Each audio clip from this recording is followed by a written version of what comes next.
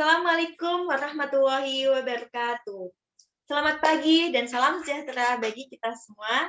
Kembali lagi bersama saya, Nilam Widyastuti, selaku moderator dari acara Bincang-Bincang pagi ini. Pada pagi yang cerah hari ini, kita telah dihadiri oleh beberapa narasumber, yaitu ada Mbak Bernika, Mbak Hani, dan Mbak Hevista. Baiklah teman-teman, pada kesempatan ini, kami akan membahas mengenai sebuah kasus yang sedang merebak, yaitu mengenai superbug. Di mana di Indonesia sendiri telah terjadi beberapa macam kasus yang disebabkan oleh superbug. Nah, superbug ini juga terkait dengan merebaknya virus corona di Indonesia. Untuk mengetahui lebih lanjut mengenai apa sih itu superbug, bisa kita dengarkan penjelasan dari salah satu narasumber kita, yaitu ada Mbak Bernika.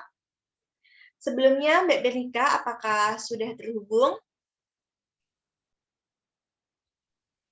Ya, halo Mbak Nilang. Sebelumnya kita sapa dulu ya, bagaimana kabarnya Mbak Bernika? Alhamdulillah, sehat. Mbak Bernika bisa dijelaskan terlebih dahulu Sebelumnya, Mbak Merika bisa dijelaskan terlebih dahulu kepada kami apakah yang dimaksud dengan superbug itu? Oke, apa itu superbug? Nah, superbug itu merupakan jenis bakteri berbahaya yang resisten atau tahan terhadap antibiotik. Nah, pada pertengahan tahun 2014 itu diperkirakan ada 200.000 orang meninggal setiap tahunnya itu diakibatkan oleh permasalahan resisten terhadap obat. Nah, seperti yang dikutip dari halaman Grow Up Clinic itu menjelaskan bahwa penyebab serangan bakteri superbug ini antara lain disebabkan oleh konsumsi antibiotik yang salah, tidak sesuai anjuran dokter, atau bahkan berlebihan. Selain itu, penularan juga dapat terjadi melalui bahan makanan. Selain bahan makanan, produksi pertanian itu juga merupakan salah satu penyebab dari pertumbuhan bakteri superbug.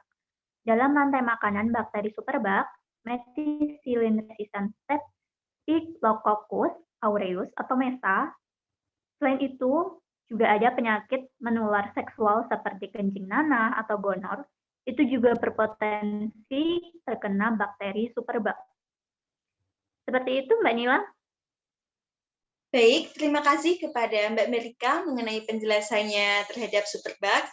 Nah, teman-teman sekalian, seperti yang telah kita dengarkan dari penjelasan tadi, bahwa adanya keterkaitan bahaya tersembunyi lain dari virus corona yang tengah merebak ini di seluruh dunia, yaitu merupakan superbug. Superbug ini merupakan kuman yang telah beradaptasi dan menjadi resisten terhadap berbagai jenis antibiotik yang digunakan untuk mengobati infeksi yang disebabkannya. Baik teman-teman, untuk mengetahui apa saja gejala yang dapat dirasakan jika kita nanti terkena infeksi bakteri dari superbug ini, akan dijelaskan oleh narasumber kedua kita, yaitu ada Mbak Hani. Kita sapa terlebih dahulu. Bagaimana kabarnya Mbak Hani? Terima kasih Mbak Nilam. Baik, akan saya jelaskan sedikit. Seperti yang telah dijelaskan oleh Mbak Bernika tadi, bahwa superbug itu merupakan bakteri yang resistan atau tahan terhadap bahwa salah satu alasan yang membuat superbug ini berbahaya adalah karena tidak adanya gejala khusus yang muncul kepada orang yang terinfeksi superbug. Sekilas mereka hanya terlihat seperti memiliki gejala infeksi biasa. Lalu cara satu-satunya untuk mengetahui bahwa orang tersebut terkena infeksi superbug yaitu dengan cara observasi pada saat proses pengobatan berlangsung. Nah, jika seseorang terkena superbug, maka gejala yang muncul tak kunjung membaik atau malah akan semakin parah setelah diberikan obat. Nah, disinilah dokter biasanya menanyakan riwayat medis seseorang. Tak hanya itu, dokter juga bisa melakukan serangkaian pemeriksaan lain untuk menentukan apakah organisme penyebab infeksi ini telah kebal terhadap obat atau tidak. Namun sayangnya ketika dokter tengah meresepkan obat lain yang mungkin lebih kuat pun, akan ada kemungkinan bahwa organisme tersebut akan menjadi lebih kuat lagi atau lebih kebal terhadap antibiotik. Nah, siklus ini akan terus berlangsung secara terus-menerus ketika kemampuan patogen untuk membuatnya beradaptasi semakin kebal terhadap antibiotik, disinilah terbentuk superbug. Seperti itu kira-kira Mbak Nilam. Baik, terima kasih penjelasannya Mbak Hani. Nah, tadi teman-teman sudah kita dengarkan ya mengenai apa saja sih gejala yang terjadi terhadap orang yang terinfeksi bakteri superbug ini. Namun seperti yang telah dijelaskan oleh Mbak Hani tadi bahwa tidak ada gejala khusus pada orang yang terinfeksi bakteri ini. Maka di sini kita harus bisa mencegah terjadinya infeksi dari bakteri superbug ini. Nah, kita harus mencari solusinya nih teman-teman. Untuk mengetahui cara pencegahan dari bakteri superbug ini, selanjutnya akan dijelaskan oleh narasumber kita yang terakhir yaitu ada Mbak Hevista. Kepada Mbak Hevista, apakah sudah tersambung? Iya, halo Mbak Nilan. Nah, baik Mbak Hevista, bagaimana nih kabarnya hari ini? Alhamdulillah, baik Mbak Nilan.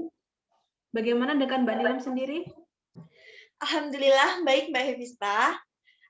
Jadi gini Mbak Hevista, bisa dijelaskan kepada kami bagaimana cara kita dapat mencegah terjadinya penularan dari bakteri superbug ini? Ya, terima kasih kepada Mbak Nilam atas kesempatan saya dapat hadir di acara bincang-bincang ini. Jadi bisa saya jelaskan sedikit bahwa berdasarkan Peraturan Menteri Kesehatan Republik Indonesia Nomor 8 Tahun 2015 tentang Program Pengendalian Resistensi terhadap Antimikroba di Rumah Sakit yang dilakukan dengan 2 strategi, yaitu yang pertama mengendalikan berkembangnya mikroba resisten selective pressure oleh antimikroba dengan cara antimikroba itu digunakan secara bijak. Lalu yang kedua, dengan mencegah penyebaran mikroba resisten melalui peningkatan ketaatan terhadap prinsip pencegahan dan pengendalian infeksi. Selain itu, Mbak Nilam, kita juga dapat melakukan pencegahan ini di rumah dengan melakukan beberapa cara. Misalnya saja dengan mencuci tangan dengan sabun dan air, atau mendapatkan vaksin yang direkomendasikan oleh dokter, menggunakan antibiotik dengan benar, terus memilih makanan hewani yang bersifat organik, serta menjaga kekebalan tubuh kita. Nah, selain itu, seseorang yang terkena flu, pneumonia, dan herpes itu lebih rentan untuk terkena superbug. Jadi, sudah sepantasnya kita untuk mengembangkan hidup yang sehat demi menjaga imun kita sehingga kita tidak terkena sesuatu yang membahayakan oleh tubuh. Jadi seperti itu Mbak Nilam yang dapat saya sampaikan. Ya, terima kasih kepada Mbak Hevista untuk penjelasannya mengenai cara kita untuk mencegah terjadinya penularan dari superbug ini. Baiklah, teman-teman sekalian, kita sudah sampai di penghujung acara hari ini dengan tema yang membahas apa itu superbug yang telah dijelaskan oleh beberapa narasumber kita tadi, di mana penjelasannya mudah dipahami dan bisa kita realisasikan di rumah untuk mencegah terjadinya penularan superbug ini. Ya, terima kasih teman-teman sekalian. Kita sudah sampai di penghujung acara hari ini dengan tema yang membahas apa itu superbug yang telah dijelaskan oleh beberapa narasumber kita tadi, di mana penjelasannya mudah dipahami dan bisa kita realisasikan di rumah untuk mencegah terjadinya penularan superbug ini. Semoga kita semua selalu diberikan kesehatan dan terlindung dari bahaya superbug ini. Baik teman-teman sekalian, cukup sekian pada kesempatan hari ini. Mohon maaf jika terjadi kesalahan dalam pembawaan acara hari ini. Semoga informasinya dapat diterima dengan baik. Saya tutup, terima kasih. Wassalamualaikum warahmatullahi wabarakatuh.